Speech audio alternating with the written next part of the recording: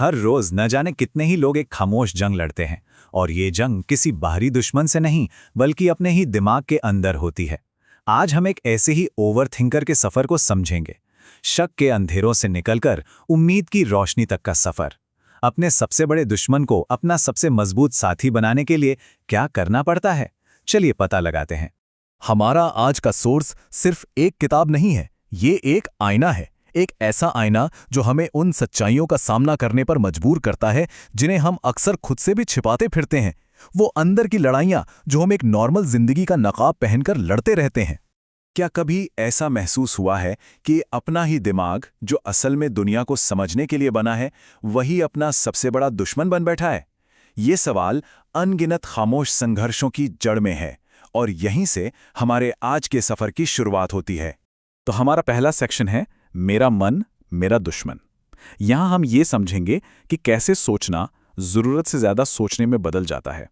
एक ऐसी हालत जिसे साइकोलॉजिस्ट्स रूमिनेशन कहते हैं, जहां दिमाग एक कभी ना खत्म होने वाले चक्र में फंस जाता है, बिल्कुल एक अंदरूनी तूफान की तरह जिससे कोई बच नहीं सकता। जरा ओवरथिंकिंग के जाल के इस क्लासिक उदाहरण को देखिए। किसी का बस एक शब्द में जवाब देना ओके, और दिमाग में चिंता की एक पूरी लहर शुरू हो जाती है। दिमाग सिर्फ शक की बुनियाद पर पूरी पूरी कहानियां गढ़ने लगता है। क्या वो नाराज है? क्या मैंने कुछ गलत कह दिया? ये कोई हल नहीं है, बल्कि ये तो खुद को ही चोट पहुंचाने जैसा है। तो आखिर ये ओवरथिंकिंग है क्या? सोर्स इसे विचारों का एक तूफान बताता है, लेकिन असल में इसकी जड़ में कंट्रोल पाने की एक गलत कोशिश छुपी होती है। दिमाग को लगता है कि अगर वो हर छोटी बड़ी बात का विश्लेषण कर लेगा तो शायद वो दर्द या नाकामी से बच सकता है। और मजे की बात देखिए, कंट्रोल की यही तलाश हमें शक और खुद को दोष देने के जाल में और भी फंसा देती है। यहां एक साफ अंतर दिखाई देता है। देखिए, जो हेल्दी सोच होती है वो एक कंपास की तरह है। वो हमें दिशा दिखाती है, आगे बढ़ने में मदद करती है, फैसलों तक ले जाती है। लेकिन जरूरत से ज्यादा सोचना वो एक पिंजरे की तरह है। यह हमें एक जगह पर रोक देता है, जिंदगी को जीने से रोकता है और हमारी सारी ऊर्जा खत्म कर देता है, जिससे हम बस थके हुए और भटके हुए महसूस करते हैं। लेकिन सोचने के ये पैटर्न्स आखिर आते कहां से हैं? इस तूफान को समझने के लिए इसकी जड़ों तक पहुंचना बहुत जरूरी है। तो हमारा अगला सेक्शन हमें अतीत में ले जाता है, बचपन के उन घावों तक जहां अक्सर आने वाले कल के दर्द के बीज बोए जाते हैं। लेखक बताते हैं कि उनका बचपन इमोशनल उथल-पुथल से भरा हुआ था। जब किसी बच्चे के आसपास का माहौल भरोसेमंद नहीं होता, तो वो अपने अंदर ही सुरक्षा खोजना सीख जाता है। भावनाओं को दबाना जिंदा रहने का एक तरीका बन जाता है, और इंट्रोवर्ट होना एक पनाहगाह। ऐसे में दिमाग ही दुनिया को समझने की एकमात्र सेफ जगह बन जाता है। और बस यहीं पर ओवरथिंकिंग अपनी जड़ें जमा लेती है, एक बिखरे हुए माहौल को कंट्रोल करने की कोशिश के तौर पर। एक दिमाग जो कभी आराम नहीं करता, आखिरकार टूटने की कगार पर पहुंच ही जाता है। इस सेक्शन में हम लेखक के सफर के सबसे अंधेरे दौर में उतरते हैं, एक ऐसी गहराई में जहां अंदर का तूफान सब कुछ निगल जाने की धमकी दे रहा था। जब अंदर का शोर इतना बढ़ जाए कि बर्दाश्त करना नामुमकिन हो, तो खामोशी की तलाश इंसान को मायूसी की तरफ ले जा सकती है। लेखक खुद को एक खतरनाक मोड़ पर पाते हैं, जहां वो नुकसानदेह चीजों का सहारा लेने लगते हैं। इसलिए नहीं कि वो खुद को तबाह करना चाहते थे, बल्कि इसलिए कि वो बस एक पल की शांति के लिए तरस रहे थे। अकेलापन एक ही वक्त में उनका किला भी था और कैद खाना भी। ये सब कुछ अचानक नहीं हुआ, बल्कि ये धीरे धीरे अंधेरे में डूबने जैसा था, एक चक्र की तरह।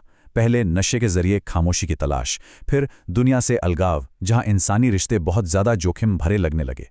हर टूटी दोस्ती और हर दिल टूटने की घटना ने उस जहरीले विश्वास को और भी मजबूत कर दिया कि मैं प्यार के काबिल नहीं हूं।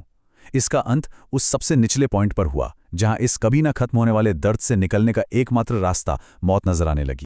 लेकिन कहते हैं ना कि सबसे गहरे अंधेरे में भी समझ की एक चिंगारी आगे का रास्ता रोशन कर सकती है। अब हम इस कहानी के उस मोड़ पर आते हैं, उस टर्निंग पॉइंट पर जहां एक पल के एहसास ने सब कुछ बदल दिया।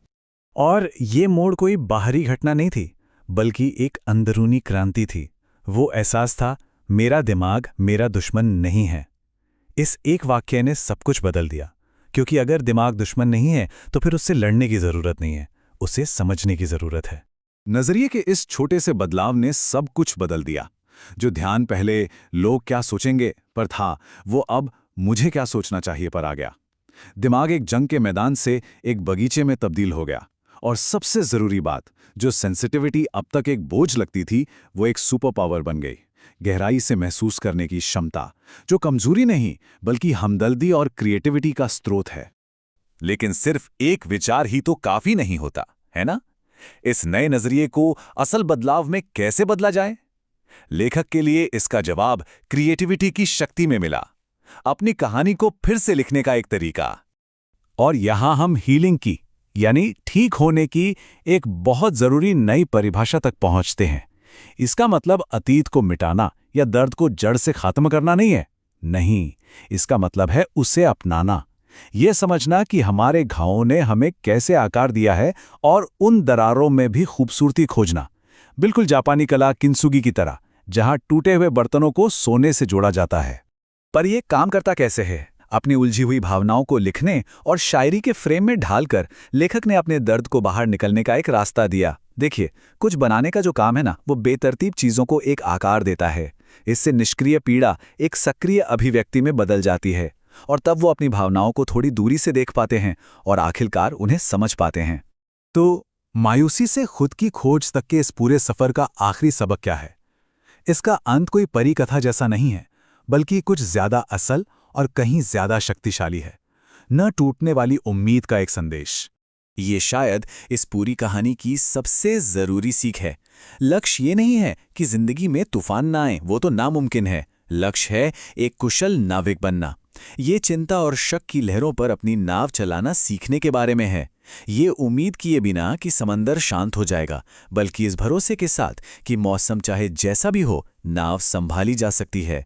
और इस सफर में सबसे बड़ी जीत ये नहीं है कि दर्द खत्म हो गया।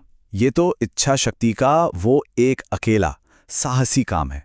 आगे बढ़ते रहने का फैसला, जीने का चुनाव करना, टूटे होने के बावजूद नहीं, बल्कि उस समझ के साथ जो दोबारा जुड़ने से मिलती है। और ये सफर एक ऐलान के साथ समाप्त होता है। अब मैं खुद के लिए जीऊंगा। ये स्वार्थ नहीं है, ये सेल्फ रिस्पेक्ट है।